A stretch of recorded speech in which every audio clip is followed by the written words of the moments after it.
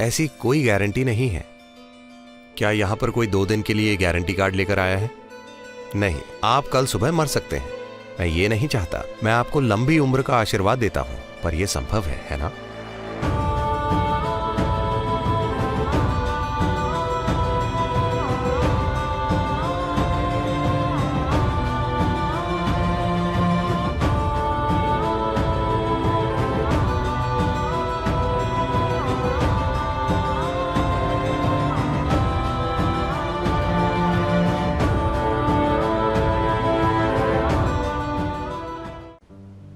देखिए, 26 अक्षर वाले ABC को सीखने के लिए कम से कम अगर आपने भारतीय भाषाएं सीखी होती तो 54 अक्षर होते हैं।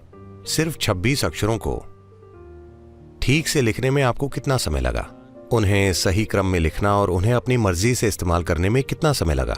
कम से कम 3-4 साल न्यूनतम। वाक्य बनाना और उनका मनचाहे तरीके से उपयोग करने के लिए शायद 12-15 साल की शिक्षा लगी होगी। हाँ, तो आपने केवल कुछ शब्द सीखने के लिए इतना कुछ किया, पर अपने अस्तित्व की मौलिक प्रकृति के बारे में कुछ जानने के लिए जो आपको नए आयाम में ले जा सकता है, आप उसे 2 मिनट में जानना चाहते हैं। इतनी नाइंसाफी क्यों? ठीक है, तो शुरू कैसे करें?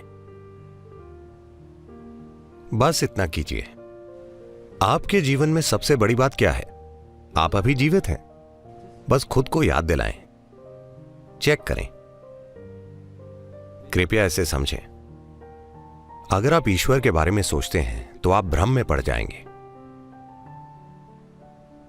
जब आप अपनी मृत्यु के बारे में सोचते हैं, सिर्फ तभी आप वाकई इस जीवन की प्रकृति जानना चाहेंगे।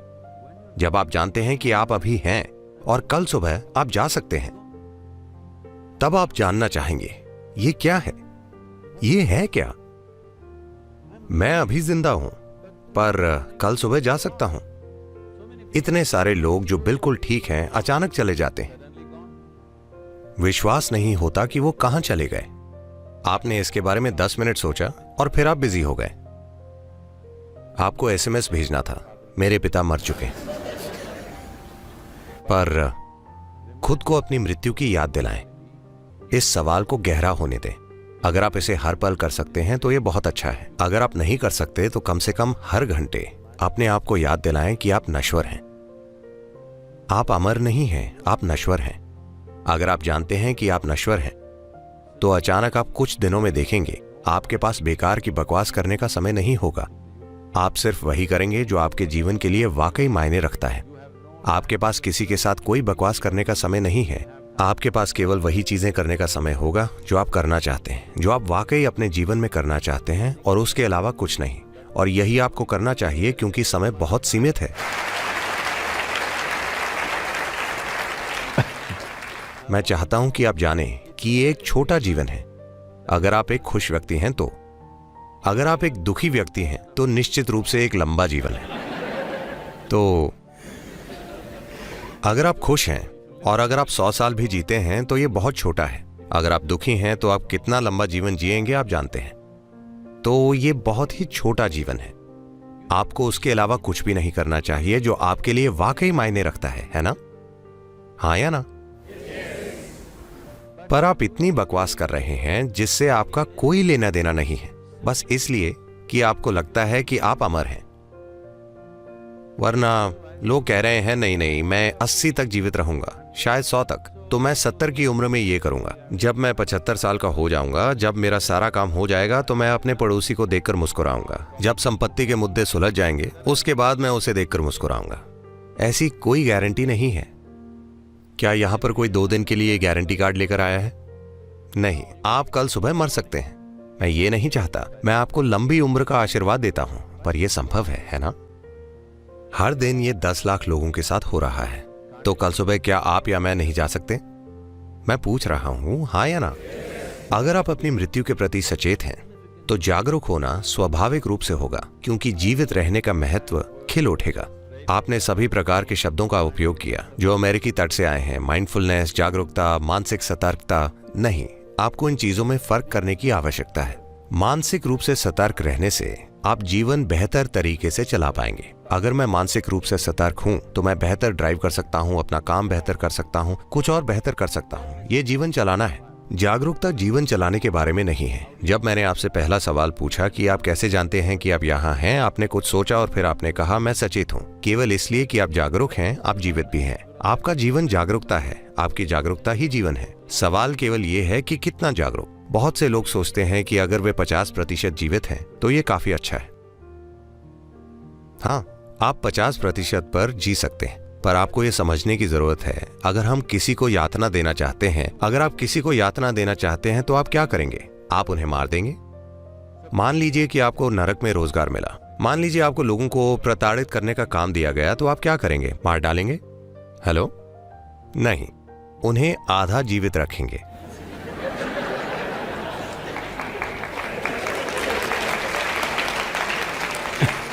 अगर आप उन्हें आधा जीवित रखते हैं तो उसे यातना कहा जाता है, इसीलिए अभी इसे आत्म यातना कहा जाएगा।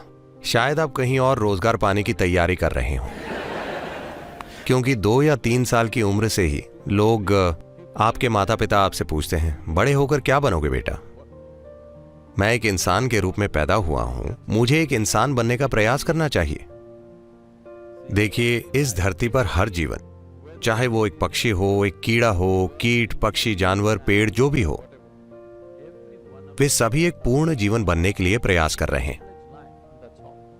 एक कीड़ा एक पूर्ण विकसित कीड़ा बनने की कोशिश कर रहा है, एक पेड़ एक पूरा पेड़ बनने की कोशिश कर रहा है। एक इंसान को भी एक पूर्ण मानव बनना होगा। नहीं नहीं, आप क्या बनेंगे का मतलब है आपको कैसी नौकरी मिलेगी 3 साल की उम्र से। ये पागलपन इस वजह से आया है क्योंकि इस देश की पिछली शताब्दी इतनी गरीबी में गुजरी है, लोग इतने वंचित रहे हैं। उन्हें लगता है कि अगर उनके पास नौकरी नहीं होगी तो वे खा नहीं पाएंगे। ये एक गरीबी से भरी चेतना से आता है, हमें आगे बढ़ना होगा। वो पीढ़ी गई। अभी अगर आपके दिमाग की कुछ कोशिकाएं काम कर रही हैं तो आप जीवन चला सकते हैं। आपको किसी डिग्री की जरूरत नहीं है। अगर आपके दिमाग की कुछ कोशिकाएं काम कर रही हैं तो आप जीवन चला सकते हैं। आज ये कोई मुद्दा नहीं है। एक समय ऐसा था जब ऐसा ही था, अब ऐसा नहीं है। इसे बदलने का समय आ गया है। सवाल यह है कि आप कैसे जिएंगे, ना कि आप क्या बनेंगे। आपके जीवन का अनुभव कैसा होगा? क्या यह चरम अनुभव बन जाएगा या यह सिर्फ एक औसत बकवास होगा? यही सवाल है। क्योंकि जब आप इंसानी रूप में आते हैं तो कुछ भी होता है वो काफी नहीं होता, कुछ और होने की जरूरत होती है। हाँ या ना? शायद आप सोचें कि आप अलग अलग काम कर रहे हैं। जो आदमी मंदिर जाता है, जो बार में जाता है, जो काम पर जाता है, जो दुनिया पर विजय पाने के लिए जाता है, वे सभी बस जीवन का एक बड़ा अनुभव चाहते हैं। कुछ लोग मॉल जाते हैं, कुछ लोग पीडीएस जाते हैं। जैसे कुछ लोग सोचते हैं कि मंदिर में फ्री में मिल जाएगा, इसीलिए वे वहां जाते हैं। कोई दुनिया को जीतने के लिए जाता है, कोई शॉपिंग के लिए जाता है। ऐसा क्या है जो आप पाने की कोशिश कर रहे हैं? ये बस जीवन का एक बड़ा अनुभव पाने की कोशिश है। पर अगर आप अपने पास पूरी दुनिया भी इकट्ठी कर लें तब भी कोई फर्क नहीं पड़ेगा। आपको बड़ा अनुभव नहीं मिलेगा। आपको बड़ा अनुभव तभी मिलेगा जब आपके देखने की क्षमता बढ़ाई जाएगी।